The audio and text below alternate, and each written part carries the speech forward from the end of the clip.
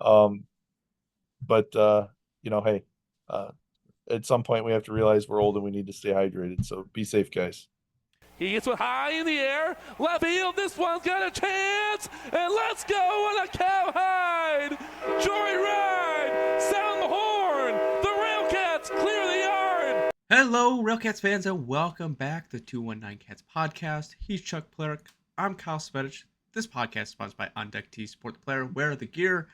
Chuck, before we get into this podcast, my thoughts and prayers go out to Venezuela, as I know you have a couple close people near you with the earthquake that happened. I know at least one person that her spouse was concerned with family members and friends and everything that went on over there. It's a tragic situation that happened over there. So I know we've had, in the past couple of years, a lot of Venezuelan players. So my thoughts and prayers go out to them. Absolutely. First guy that stayed with us was Julio. I sent a message to his dad saying, "Hey, how's everybody doing?" He said that Julio's wife and child almost died, and that he had apparently been staying on the fifth floor or the seventh floor of the building, and that he had to rescue them.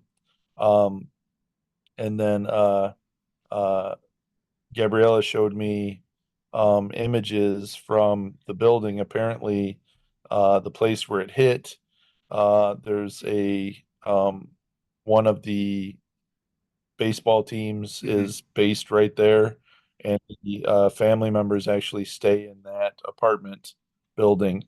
And so, though Julio was able to get his family out, there were still people missing from other players. And then you've got where they've got World Cup guys here Mm-hmm. that are playing and their family members are missing. I just read online this afternoon, 50,000 people still missing. Wow. And I believe it was 1,400 already, found deceased. So, yeah, I can almost guarantee that just about every baseball player in independent baseball knows somebody right Mm-hmm. now that's being affected by this. Um, and yeah, it's a sad, sad thing. Yep. And so we'll go into Railcats baseball real quick. Are here now. Um, this is the first week in 3 or 4 weeks where we haven't ended in 500 play. We're at an Yeah. 18-20 record.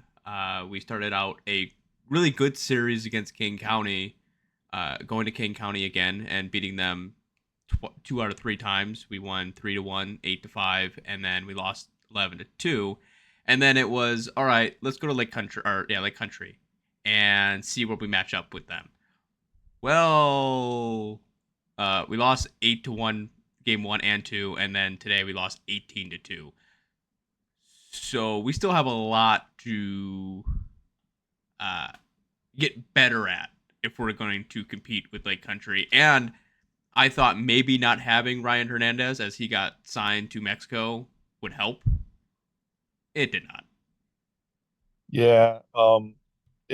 This was a couple of observations from me. I went to the third game in Kane County. Mm-hmm. And it was very interesting that we could go and beat them 2 games in a row. Um, and then the third game, we're losing. Boy, are those fans chirpy. Yep. I mean, they were just going and going and going. And I'm like, oh, the one guy was chirping at Cooper Edwards, why aren't you swinging at that, Cooper? Why aren't you swinging? And then he hit a home run. And that guy right back at it. Won't shut up at the next guy that's up to bat. And I'm like, come on, what the heck is going on here? And it did not stop. It was I felt like I was at a Cubs game, believe it or not. I really felt like I was at a Cubs game. Uh, and man, Well, one person says it, it's kind of weird. Two people, okay, yeah. This was everybody.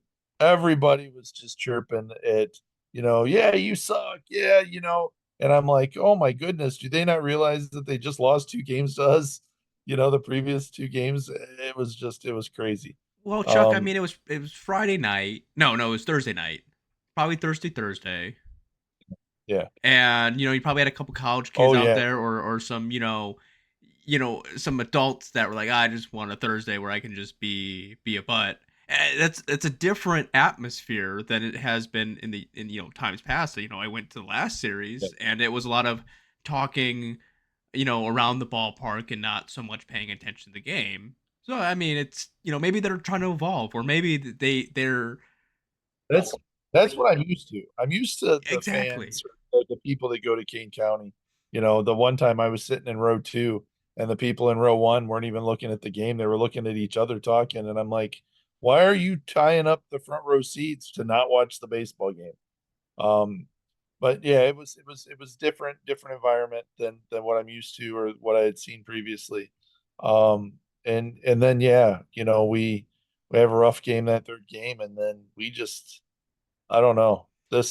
I started taking notes um on what had happened with Lake Country, and then I stopped because it was just awful. Yeah, Uh I mean, I won't speak my piece right now with what's been going on with me necessarily, but I had to take a mental yeah. leave of game this week, so I didn't really watch much of any games. I was able to see the 8-5 win against Kane County, and Colin Summerhill had his outbreak kind of game where he Right. really showed what he could potentially do. More consistent with that, but I think with Lake Country, I mean they have good pitching, they have hitting. I think in Saturday's game, I think there was an error by Gunther uh, that kind of escalated more runs in for Lake Country, and I think it's just one of those that the RailCats have struggled ever since Lake Country kind of turned themselves around in their like second year. It's like they haven't found that threshold to compete and get over that threshold with them. A lot of these games we're seeing is they give up a run, they'll score 2 runs, they're just competing back and forth. But it seems like when Lake Right. Country gets going, the RailCats themselves just seem they can't keep up There's a with it. there's a reason why Lake Country has like a negative 500 run differential. Yeah, Uh, yeah, no, I mean, it's insane. But here's I guess this was my biggest observation. Okay, first of all, um, their center field is like 370 feet. yeah, Ours is like 30 feet longer, yes, 30, 30 feet deeper, right? So some of these balls might have been a fly out, at our stadium or what have you. And that's always the argument, right? Is that, well, they're just playing to their field. Um, but I'm going to argue that that's not necessarily the case, at least not in the games or the parts of the games that I watched.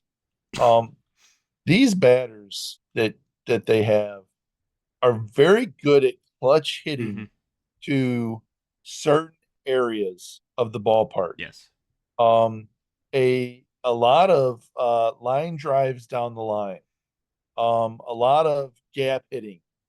To me, it looked like, and I could be wrong, but it looked like um, Cooper Weiss, I believe, playing second base, looked like he was always playing out of position because they were either hitting to the left of him and he couldn't get the ball, or they were hitting to the right of him and he couldn't get the ball.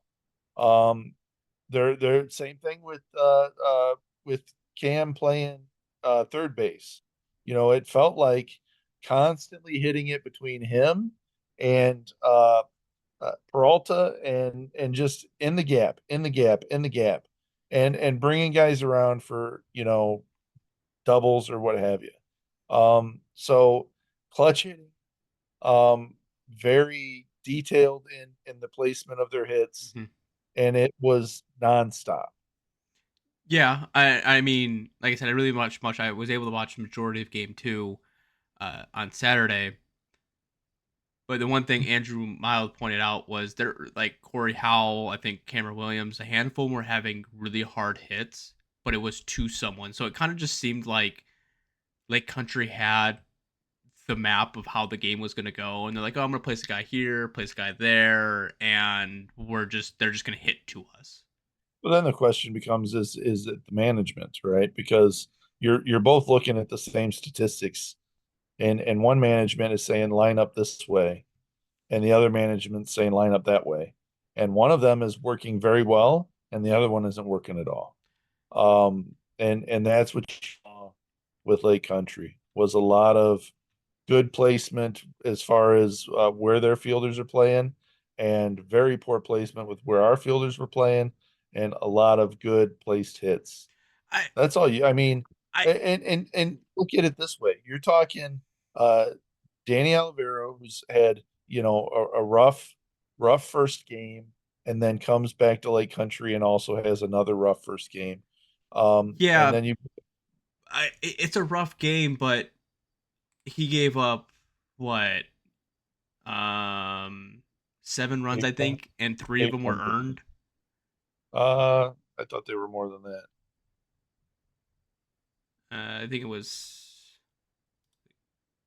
I'll game. I'll look it up real quick. You can keep. I'm just I. It's just one of those that, or I could be mistaken which game it necessarily is. Like I said, I'm all over the place. I thought it was game. We can. I'm just saying. You talk about the management portion of it, and that you think that our players weren't in that certain position. I don't always want to claim that we were out of position. I think it was just that the offense of Lake Country is so good because they have hitters that are knowledgeable in the situation that they need to, to go with. I don't know how many times I've seen, like, I'll just use Cooper Weiss for example. You have a runner on second, maybe 2 outs or 1 out, and you're down by a couple runs, and he's swinging for the fences when you just need to put something to the right side of the field. I I, I don't want to say that what Lake Country was doing offensively was the defensive side for the RailCats. I think it was just that they have a lineup that's willing to take pitches and willing to go with it because they understand that the ballpark they play at, if they get a hold of one, it's going to go. So you have to be able to force yourself not to be swinging for the fences every time, knowing that if I get a cookie, it's going to go necessarily. I Right. think you have visiting teams coming in, and they're like, if I just swing for the fences all the time, I'm more than likely going to home run. But that's not always going to be the case. It could be just a bit of bad luck in game two for the RailCats, having very good hits, hardline drives just right to somebody. Baseball is, the old saying in baseball, rather be lucky than good. And sometimes in baseball, you have to be lucky. But Lake Country as a whole is just a dominant collective. Are they going to be able to withstand this the entire year coming out of the All-Star break into later in the season? Because who knows, they might get people picked up. Uh, Things might move along for them. But if they can continuously do this, they're just going to be a force to reckon with for anyone in the league necessarily. Yeah, my opinion of that is that I honestly see Lake Country being this way and staying this way. You're really going to need to have a guy like Razor Burr be cold for a prolonged period of time. You've got what's his name that faces after him? Pete, yeah, Pete Zimmerman, Mm-hmm. that bats after him. Pete's not going to get picked up, but he's one of those guys that you are forced to deal with. Is going to constantly be that Lego in the heel, I guess you would say. And then a handful of other guys that are just constantly producing. Well, I mean, Um, you're just looking at. I'm just basing it off of yesterday's where people ended. The lowest batting average in the lineup is a 250, yeah, and we're putting out players that have a 126. yes, So yes, it's there's a lot to that. They have that. If you're looking at it, they're gonna everyone in that lineup is eventually going to get a hit. The way they're trending, yep, they're just going to be that good for a while, and you're just going they to have to are. live with it. They're going to be that good, and their pitching doesn't have to be that good. It just has to be good enough to keep you in the game. You're not going to be able to you know fight those guys run for run. It's Yeah. not going to happen. Um, the only benefit that you have would be, if for some reason uh, you have the advantage to be able to play a couple of games on your turf versus theirs, uh, then I could see them being knocked out of the playoffs. But this is a team that, I mean, their top to bottom is solid.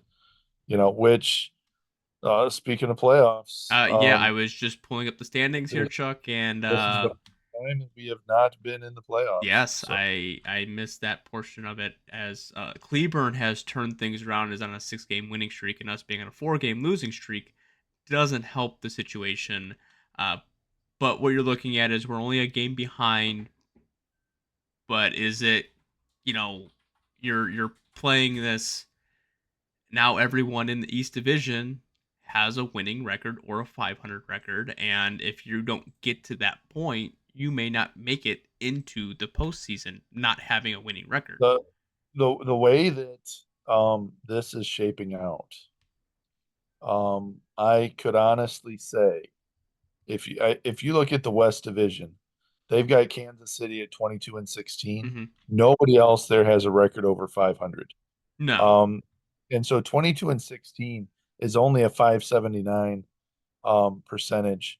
Uh, in all honesty, this could very well shake out to where the West Division, everybody has a losing record. And the East Division, that you have to be over 500 Yep. by a little bit to be able to make the playoffs. And so this, um, you, I heard it from the beginning. I heard it. Numerous players have said it. Um, hey, to make the playoffs, you just have to be 500, and then it's a different setup. Well, this doesn't look like it might be this year that's the way that you get into the playoffs. So, how do you go against a Cleburne that was in last place? Now they're sitting at 500 with 20 and 20. Yes, we are one game out of that, but that one game is two wins. Yep. That is not a win and a loss. And so, that's a little bit harder ground for you to make up when they're two wins ahead of us versus, uh, previously, I believe they were two wins down or two losses up from us. Um, and then you got Chicago, who is, they're kind of just tanking with 13 wins. So that I'm sorry, but we said this last week. Where do you put your focus?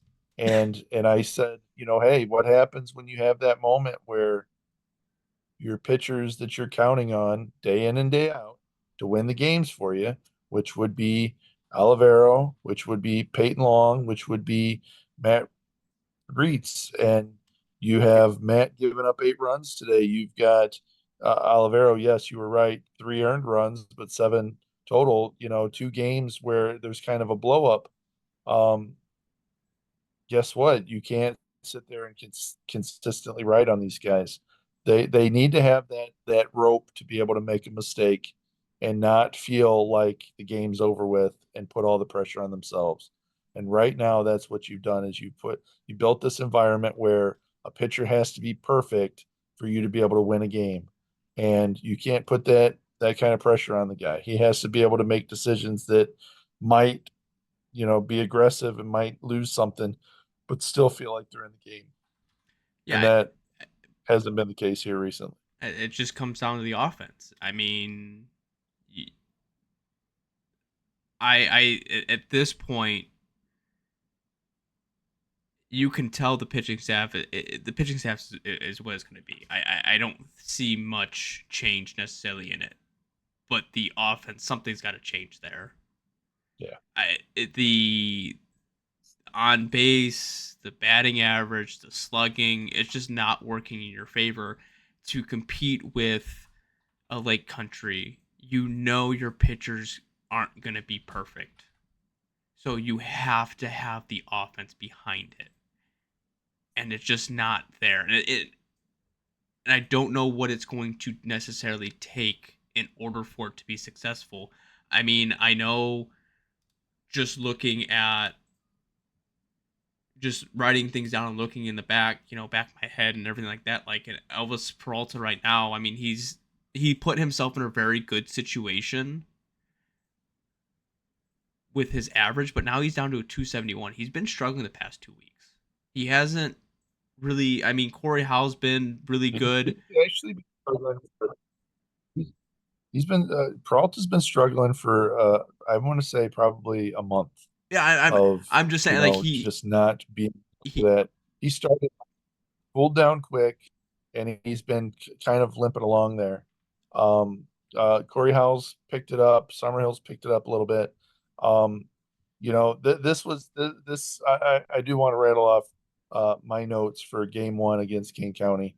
That 7 innings for Matt Reeds, four hits, no runs. We scored three, mhm. right? Then you got game two. Starts with 2 walks and a hit to load the bases, right? Connor Ash isn't hitting his marks, and then we chase 2 pitches for strikeouts, right? While we have the bases loaded, and uh, and then we ground out, and it's like I don't understand the mentality of you really have to look and see what's going on with the what's going on around you in the game. And if you see a weakness, you need to let that weakness keep happening. If you see a guy that's walking people, he's not throwing strikes. Don't go up there and chase pitches. Yeah. That's that read the room. You Uh, know what I mean? Like and then and we wind up getting 2 outs because we're chasing pitches. chasing pitches. I mean, you can even when a pitcher's on it, like a Western Mirror, go up there and wait till there's 2 strikes. Right. Eat into the pitch count. It's gonna be the same story over and over and over until something clicks with the offense. You see it at times. The offense puts it all together, but then there's a select few that are in the lineup that just want to swing for the fence and try to figure it out from there, and they're just not playing situational baseball. When the RailCats play situational baseball, they win We more win. games than not. Yeah. And I just And you can't go up there with I mean, like today, Corey Howell starts it off, first pitch, solid hit, right? Looks great.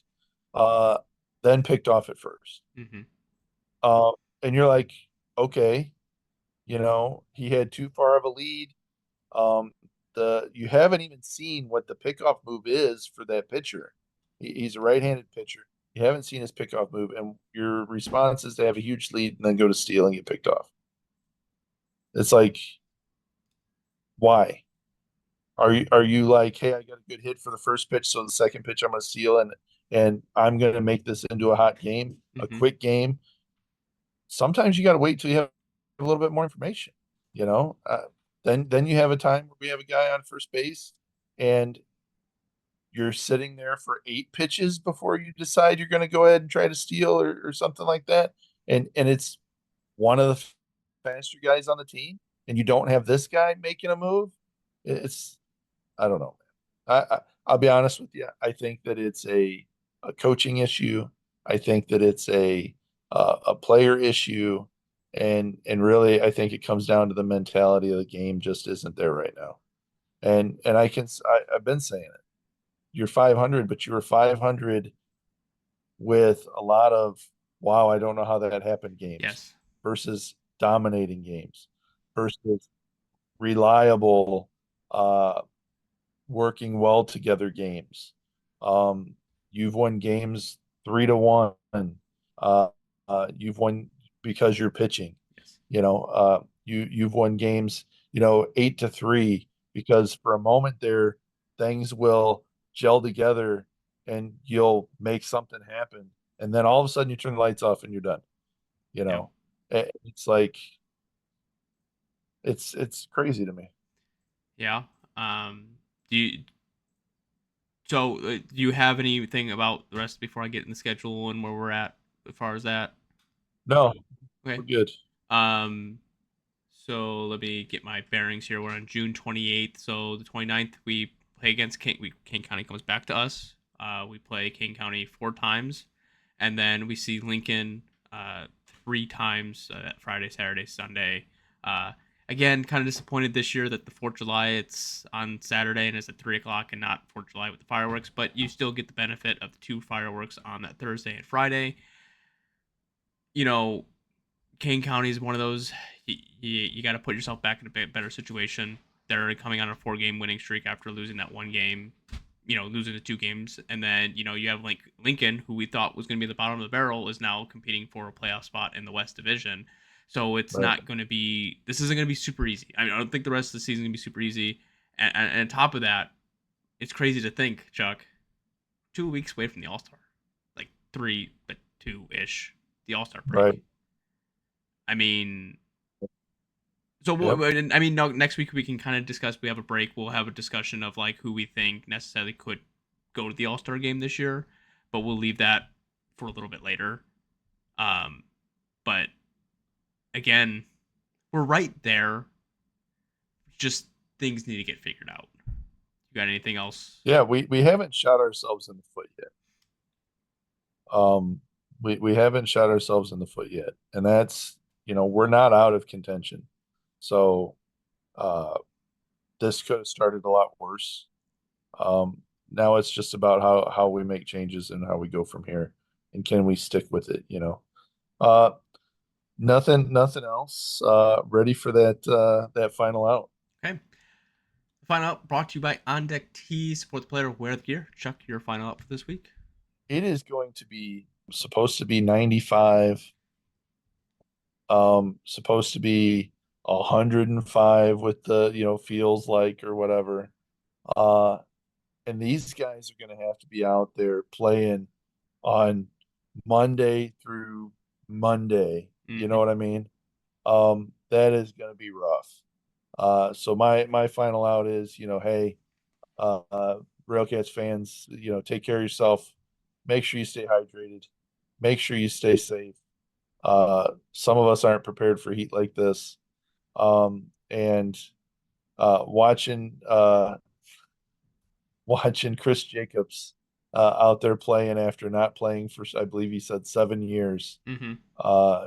Giving hope to us people that there's still a chance that we might get that call to put on the cleats. But hey, at some point we have to realize we're old and we need to stay hydrated. So be safe, guys. So my final out, Chuck, is before we jumped on this podcast here to record, I was watching I think the greatest rivalry in all of baseball, hands down, Yankees and Red Sox. I don't think there's any other I mean, you could even claim it to be the best rivalry in all of sports, potentially. Maybe. What I'm getting at is Sonny Gray's pitching for the Red Sox, right? He has a no-hitter going into the 7th inning. And the previous batter he strikes him out for his 2000th strikeout. Could you imagine on a day that you threw 2000 strikeouts that you would get a no-hitter? That's crazy.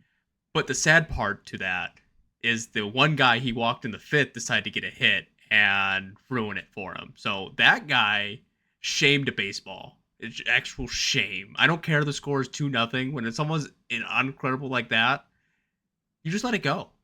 You just strike out and call it a day. It's more of a observation kind of. All right. It's not really. I don't really have any thoughts as I have nothing up here right now. Right. So I will tell you that, I was actually last night watching a show on, I believe it's on Netflix, Chrissy and Martina. Mm-hmm. And it's talking about Chrissy Everett Lloyd and Martina Navratilova, and their rivalry that they had in tennis. And they said that this is believed to be the biggest rivalry in all of sports history. So I think it might be bigger than your Red Sox Yankees. Just saying. But but real quick, tennis is an individual. Oh, I should take it isn't a fully individual sport. They do have duos, right. But when those two don't play against each other, and they play against someone else, there's no rivalry there. I'm talking that these teams, they could have a whole reboot of different players, and Right. it's still a rivalry, no matter Yeah, what the case yeah. is. Well, but in this case, you had two tennis players that were, at each other's throats, and both of them constantly competing to be number one. Okay, did any of them fight each other? Did anyone go across the net and like beat the crap out of each other with a tennis racket? That would have been funny. I'm just saying, if it's gonna be that heated, and was there like any like off court drama where they like punch each other in the Well, locker the, room? the off-court drama now with that series or that show, movie, whatever you want to call it, documentary, is that both of them have cancer now, and so that was the sad part. Uh, and they are both helping each other through this period of their time.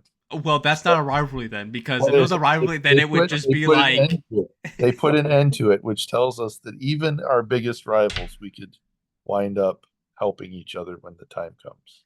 I'm so glad, Chuck, that you could find the positive in that situation and bring out the light. Kumbaya. Oh, Well, that's gonna wrap it up for this week's edition of the 219 Cats podcast. I hope you enjoy the rest of your day, rest of your evening when you're watching this, and go Cats. stay hydrated. Stay hydrated. Yes. The 0-2. Swing and a miss, strike three. Wrap this one up in green and white.